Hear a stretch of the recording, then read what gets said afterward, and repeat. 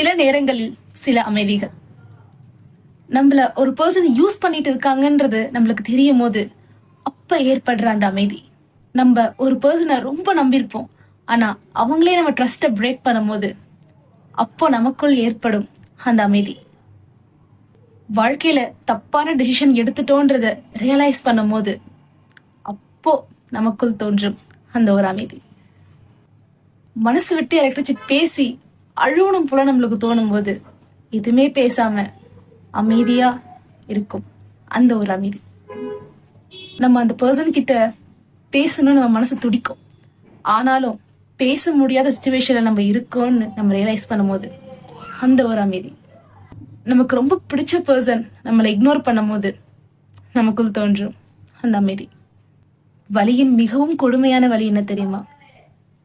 அமைதியின் வலியே.